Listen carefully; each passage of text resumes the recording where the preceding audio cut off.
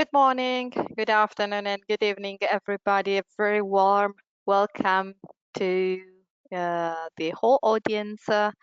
Welcome to our webinar. Today we are dealing with the sample preparation and challenges during aflatoxins analysis. Just before we start, let me give you a very short introduction on the platform and how GoToWebinar works. I'm not sure if you're familiar already with this platform or not. So you are all muted, but you have a powerful tool we would like you to use. We want to receive your questions via the question box that is in your GoToWebinar panel, as you see here on the screen. We will try to read as many questions as possible at the end of the presentation. But I'm happy to say that the whole presentation is going to be a sort of huge question and answer session. It is more a talk than a lesson or a lecture. Anyway, if some questions may arise after this meeting, please do not hesitate to send them to our email address that you see here. So let's start. Who is talking today? So I'm extremely happy and pretty honored to introduce you, Christina. Christina Pille is our special guest today as a head of Mycotoxin analysis in Hamburg Eurofins laboratory. Hello, Christina, and welcome to this meeting. Hello, everybody. Hi, Mareike and Julia. Thank you for your invitation. Thank you very much for joining it. I know you're very busy. And I'm happy to have you onboarded now because you're really documenting the real life of a high quality, high throughput laboratory.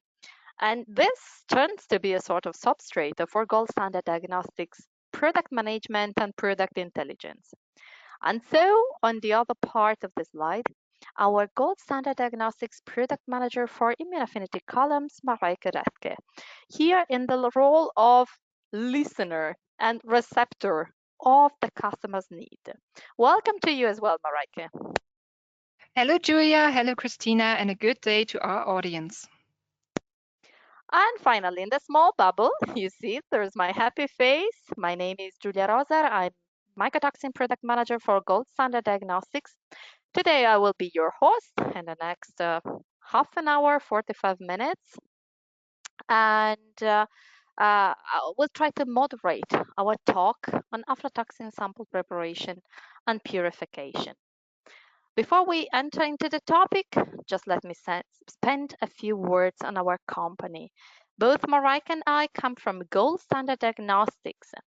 So it won't take more than, 2 minutes for providing a very quick overview on this global network of companies we belong to. What is represented here in gold? We have included some icons for all the different technologies we are delivering to the food and feed companies that we have for environmental control, veterinary, and clinical diagnostics. From farm to the lab, from rapid tests, lateral flow devices, ELISA, instruments, and immunoaffinity columns. There are two icons that represent something that goes a little beyond products and kits. And that represent what Gold Standard Diagnostics is committing to. The first one as the operator, representing what really counts for us as our customer support and our presence to provide really customized solution. And the second one is the GEAR. The GEAR is the symbol of our services. That include, application development, validations, customizations, verification. We want to deliver all these services to bring a real value in the customer's laboratory. And with that, let us start. Today, our story focuses on the history of the development of our novel total aflatoxins immunoaffinity column that Mareike has developed indeed, following somehow not just the customer requirements and specification, but really, literally, putting herself in the customer's shoes. So we have to understand who the customer is. And my first question goes to Christina. Christina, please, can you introduce Eurofins WEJ Contaminants Laboratory and tell anything about your routine and workload? Yes, of course. First of all, thank you, Julia, for the kind introduction. So Eurofins WEJ Contaminants is in the Eurofins network a competence center for residues and contaminants, which is based in northern Germany in Hamburg. If you have a quick look on the right side of this slide, you can see a part of the campus in Hamburg.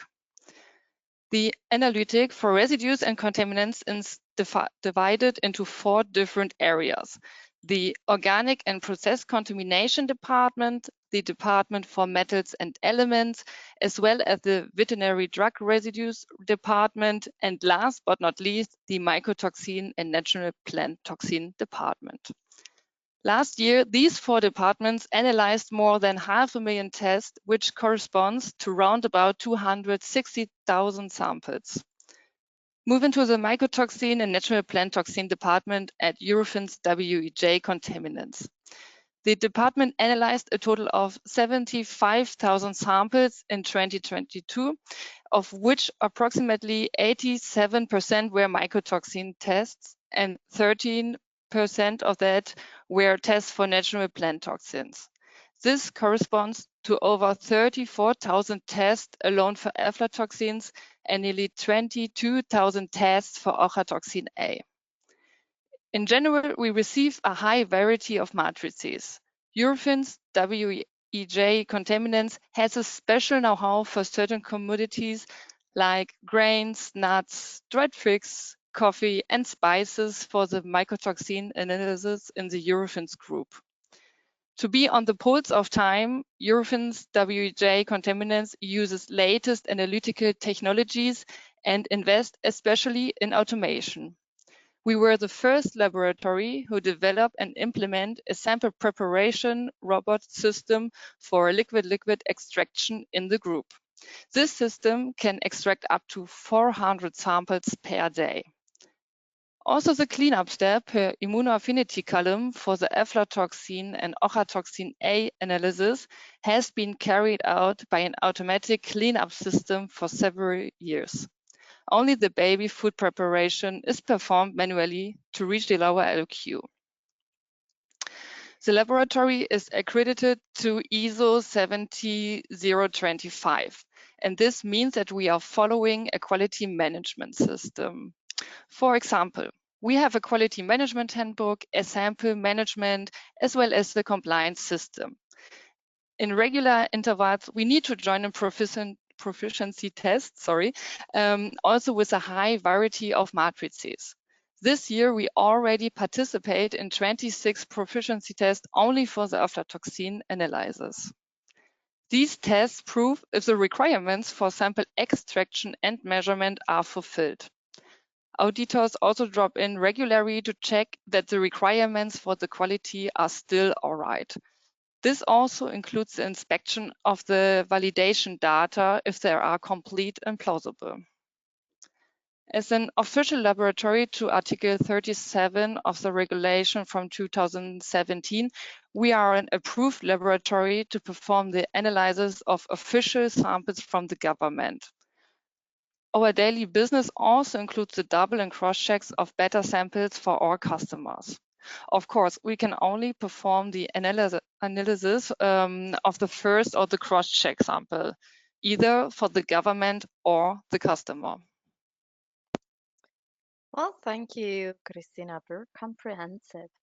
So inside the laboratory network's competence center, the heavy workload as well as the high variety and complexity of sample materials, I believe, represents a really daily challenge to all technicians. Christina, I've read this concept of competence center. What is exactly competence center for mycotoxin analysis? Could you give us a short definition? Yes, sure. Being a competence center means that we have a high expertise in the analysis of mycotoxin. Our goal is to be always aware of new regulations, limit adjustments, or develop new methods to fulfill the latest criteria. The method should be applicable for difficult matrices to yield reliable and fast results. Our experts are working in various committees. This is actually helpful to become aware of the upcoming topics. This includes emerging toxins, and as well, I already mentioned the regulated limit adjustments. So all service laboratories are clearly driven by their own customers' requirements. This is clear. But can you bring, I see in this slide, some light on the regulations and guidelines you're referring to that have to be kept into high consideration also by us, by Gold Standard Diagnostics, when we are attempting to serve you as a supplier?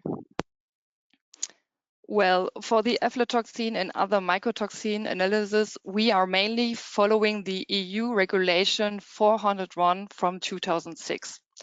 It shows up the methods of sampling and analysis for the control of the levels for mycotoxin in foodstuff. The name of the regulation also includes the word sampling. I think we all know the importance of the sampling process as well as the homogenization.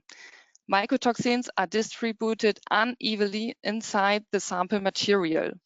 In our sample preparation department, we have big grinder and wet homogenization facility to guarantee a homogeneous sample up to big scales around 10 kilograms. For the analysis of aflatoxins, we need to follow the strict regulated recoveries independent of the concentration. Due to the purification and enhancement of the measurement extract, using an immunoaffinity column could help to achieve them. They needed recoveries and precisions can be found inside the table on the right side. For lower contamination, higher deviations in recovery rates are accepted. For example, lower 1 ppb recovery rates from 50 up to 120% are okay. Compared to that, for contamination higher than 10 ppb, the acceptable range is smaller, 80 to 110%. Currently, the precision is related to the Horvitz equation.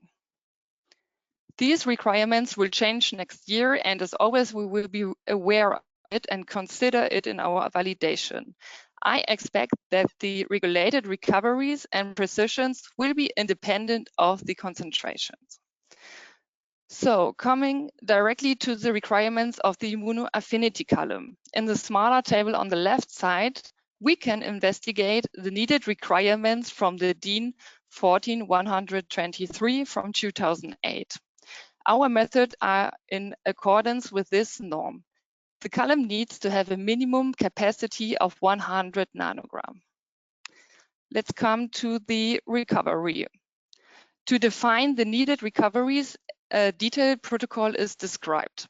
When applying 5 nanogram of each toxin solved in water with 10% methanol, the recoveries for aflatoxin B1, B2, and G1 must be higher than 80%, and for G2 higher than 60%. This is quite interesting because sometimes it is difficult to analyze aflatoxin G2. We have a special look to the recoveries of this analyte. Especially the cross-reactivity of a column gives information about the performance. When choosing an immunoaffinity column, our requirement is to have a recovery related to the Commission regulation.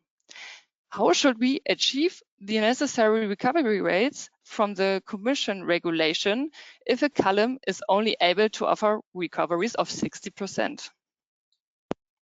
I understand the challenge, Christine. I believe that good cross-reactivity for antibodies used on the column could be definitely much higher than 60% also for the poor neglected aflatoxin G2. So thank you a lot for this introduction. Now your turn, Marike. We have learned, I believe, a lot today on matrix variety requirements, these challenges, workload, a lot of numbers in the first slides of one environment like Eurofins WEJ laboratory in Hamburg. How have you reacted? How have you raised your workflow to support, to meet Christina's needs? So thank you, Julia. So this slide is quite loaded, but it shows how many topics needed to be covered to prove the columns itself and if they are applicable to a laboratory like Eurofins WEJ Contaminants. Christina mentioned two regulatory requirements of the columns itself and on the method. So at the beginning, we were extracting the main challenges the columns have to face inside the laboratory. A high variety of different matrices on the left side, the high number of samples and the different tests the columns need to pass based on their performance. So let's start with the matrices. Here, circa half of the samples which are arriving for aflatoxins have the matrix where aflatoxins classically occur, like grains, nuts, spices, oilseeds, and etc. The other half are different matrices. We were not able to validate all of them. So which matrices should we focus on? The high throughputs need to be handled. So as Christina already mentioned, the protocols of aflatoxin and Mycotoxin analysis is performed via a liquid handling system. On the picture in the middle, you can find one of it. It was mandatory to develop methods for the columns that can be used inside these systems. The methods needed to be fast, safe, and generate reproducible and stable results. And of course, the recovery rates should be preferably high and fulfill the regulation requirements. To show the performance of the columns, we decided to do a whole validation. We are facing the questions which parameters are necessary. On the right side, you can find icons that represent the validation parameter. So we chose the classical one, the LOQ, shown by the loop, shows the sensitivity, the linearity with diagram with the line and dots. There we chose 1/2 of the LOQ up to the regulated value of the toxins to define the working range. Different precisions, they are shown with the target. One is reproducibility to show the precision with equal condition. This is the big R. And the repeatability with the small r to show the precision with different conditions. The trueness, it's the target with the arrow proofs if we are able to find the right concentrations, and of course the recovery rates with the percentage icon show how much loss of analyte is there through the method execution. To make sure that not only one batch of the columns was fulfilling the criteria, we did the test with 3 different lots in a random way. To check if there are any lot-to-lot variability, this is represented by the 2 columns and the arrow on the left side. Additionally to this broad spectrum of tests, we learned if there are any weaknesses or difficulties of the columns and if they can be transformed into specifications a column needs to meet. These specifications should be later tested in every single batch of the column which will be released. So now we come to the outcome of this whole validation process.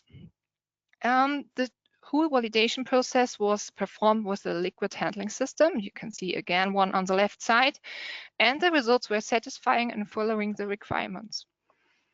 The matrices who needed to be validated were chosen on the sample number in which communities are regulated, as well on the availability of certified materials.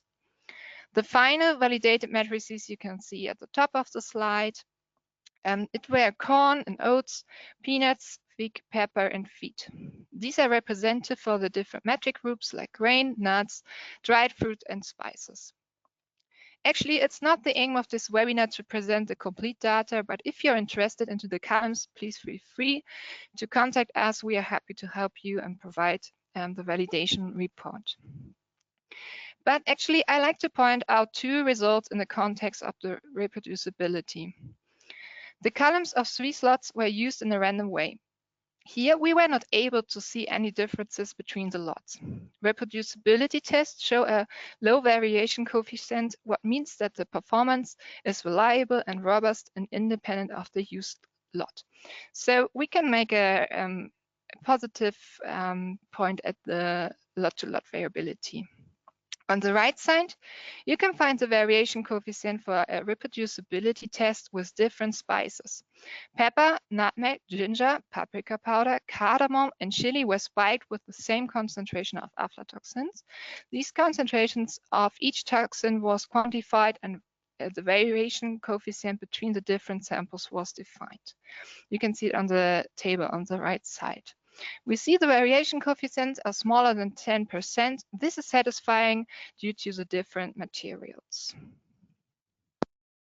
Well, congratulations, Mareike, for this great work done on our novel SensiPure aflatoxins column.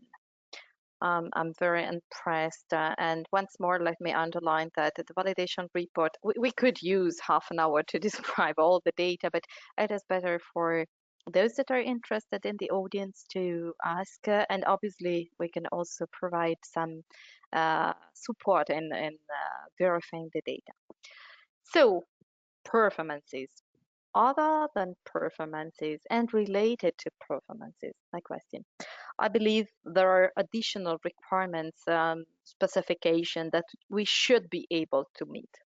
I mean, good products without good services are not good solutions to me. Christina, is in a practical perspective, what else do you need? Well, the main requirement of a column is, of course, the quality. It is closely connected to the performance of the column. The other two are handling and service. Don't miss a pricing point. As a service laboratory, we are always in concurrence with other service laboratories. Coming back to the quality and why it is important. Reliable and trustful results are mandatory, as well as low rate of repetition. A repetition or a complaint always costs time and money. This is something most of the labs don't have in abundance. Specifications that are needed to fulfill are the high capacity, no blank contamination, satisfying cross-reactivity, and as well the robust performance. We like to have a product that are easy to handle. For using the liquid handling system, it is necessary to remove the caps of the columns and plug an adapter on the column. During this handling with the cap strength, and some tools are needed. Avoiding this or an easy removal of the caps would be a huge benefit. Also, good flow behavior is mandatory to a fast and safe sample preparation. Blocking of the sample column, is a disaster. So sometimes it happens that columns are exploding inside the liquid handling system, but usually this is related to the sample's matrix. Storage of the columns at room temperature is also a good feature because the space inside the fridges is limited. Due to unsteady sample amounts and sometimes spontaneously high number of samples, a fast and spontaneous delivery is necessary, as well as an on-hand contact. Very good, Christina. So it's not just a matter of bare recoveries. Mareike, are we able to answer these milestones, these requirements somehow? Yeah, Julia, we can. During our validation, we showed a robust, reliable, and safe performance of the columns. But to make sure that the quality is excellent with every batch we release, we developed a quality control manner where we prove the points Christina mentioned before. Here you can see snips of our certificate of analysis. On the right side, you can see how the tests are performed automatically and manual. So we have what was the buffer, what was spiked, what was the material, how was the flow, the washing solution, and with which solvent the elution took place. And on the left side, you can see the results. We have columns with the test, the specification, the results with the variation coefficient, and a clear statement if the test is passed. So let's walk to the specifications. We start with the blank contamination, avoiding false positive results. The described LOQ is 0.1 ppb. Therefore, this information is dependent on the used method and detector. To make sure that there are no interference signals, two FLD systems are used to define this value. The next one is the capacity. Here we need to fulfill the specification bigger than 500 nanogram. This is actually much higher than the one which is described in the DIN norm. It is important for the labs that they know the exact value. Maybe sometimes they can be aware and prepare dilutions of the samples extracts if the samples are really high contaminated.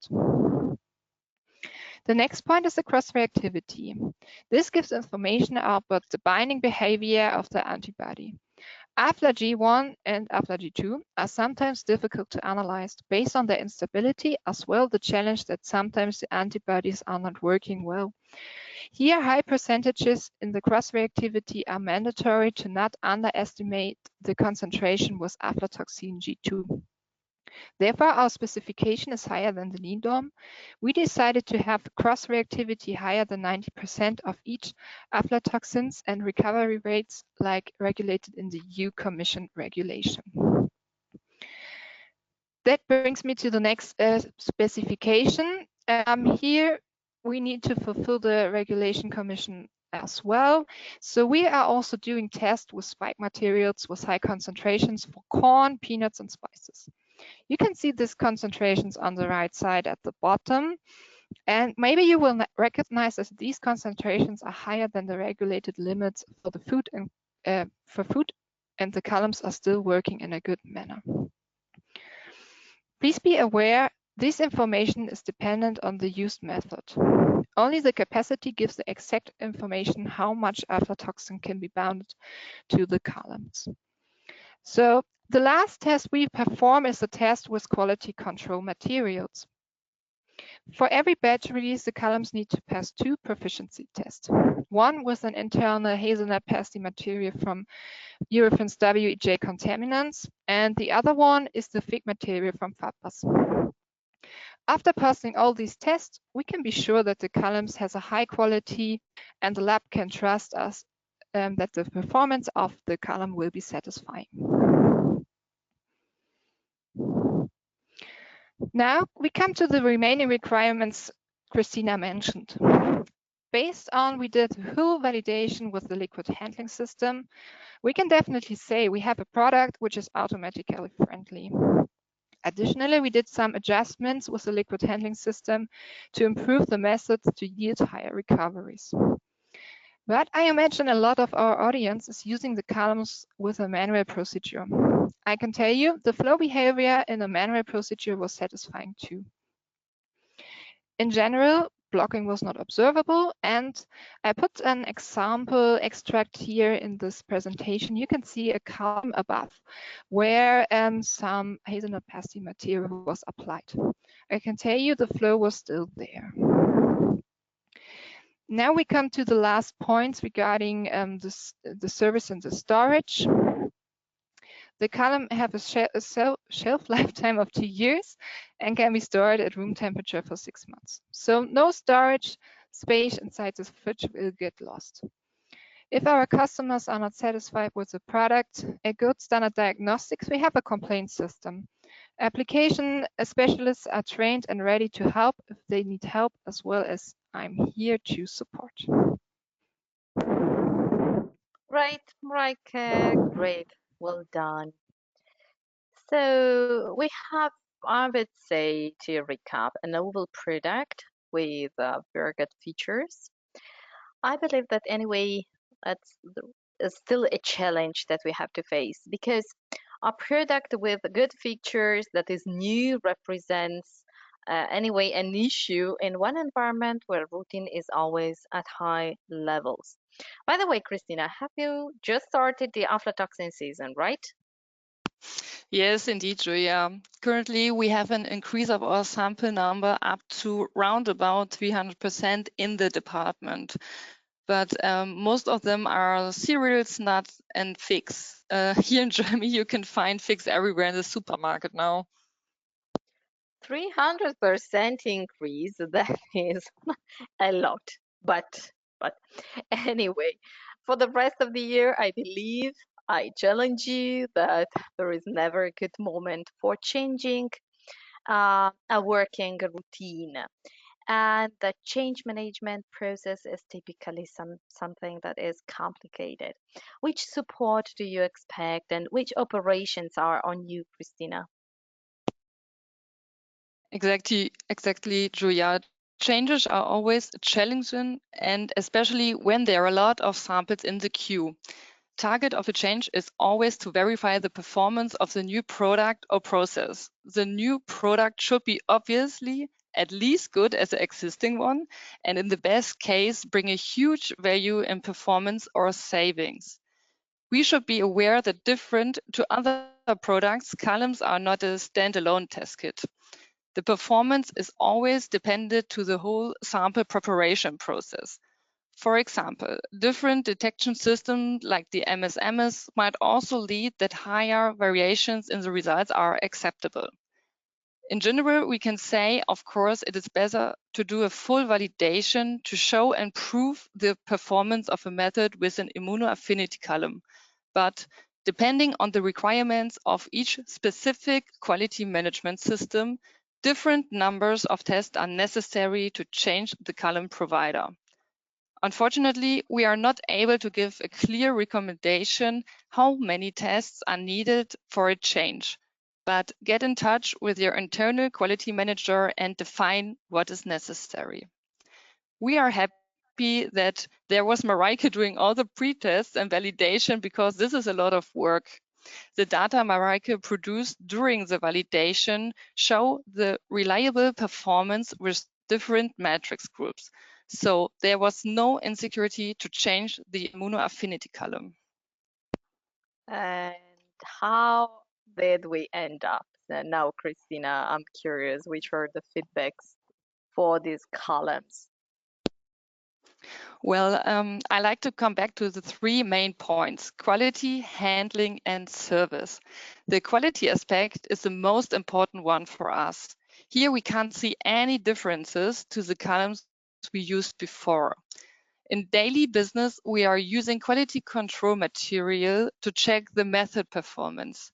Additionally, we are spiking routine samples with a known contamination to calculate the recovery rate. Both quality control manners are fulfilling our requirements. This sounds maybe a little bit unspectacular, but I think that's the best case. We don't see any issues or changes with the SensiPure compared to the former solution we had. The implementation was quite smooth. Due to the certificate of analysis, we are always informed that the capacity is enough. Cross-reactivities are satisfying and we don't expect any blank contamination.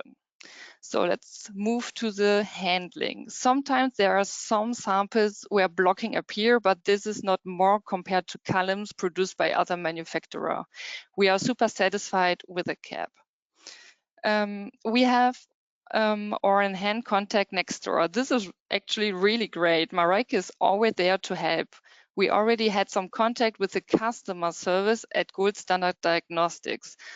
The colleagues over there answer fast as well. I'm really looking forward to our next projects and our cooperation that moves on. Very good. Thank you, Christina. Thank you a lot for your kind words. And thank you, both ladies. We are very happy to see that our SensiPure Aflatoxin total has been successfully adopted by Eurofins WEJ Contaminants Laboratory.